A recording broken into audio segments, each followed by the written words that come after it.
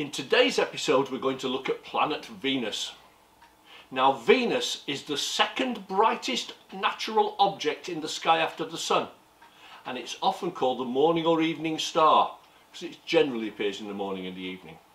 It was first recorded in the 14th century BCE by the Babylonians. Mercury's diameter is 12,104 kilometers, only a tiny bit smaller than the Earth's. Hence it's often called our sister planet, even though it's the only similarity between them. It takes 243 Earth days to complete one rotation. The orbit of the planet around the Sun takes 225 Earth days. Therefore on Venus, a day is longer than a year. Venus, like Mercury, is a moonless world. Now Venus rotates in the opposite direction to other planets. Most other planets rotate counterclockwise on their axis. However, Venus rotates clockwise, and its north pole is at the bottom, so it sort of spins upside down and back to front.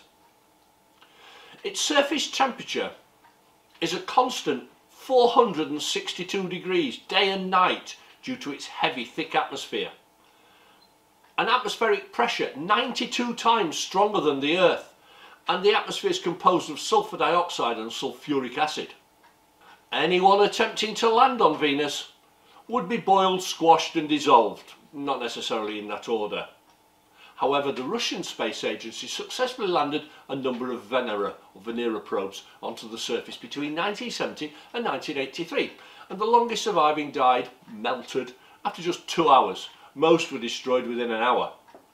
But they did send a few pictures of the surface back and helped us to understand the planet. Well, thank you for watching. I hope you enjoyed it. And if you did, please subscribe, as we aim to get videos out released about once a week or so on various astronomical topics. And if there's something that we haven't covered that you'd like to see covered, well, message me below and I'll do my best.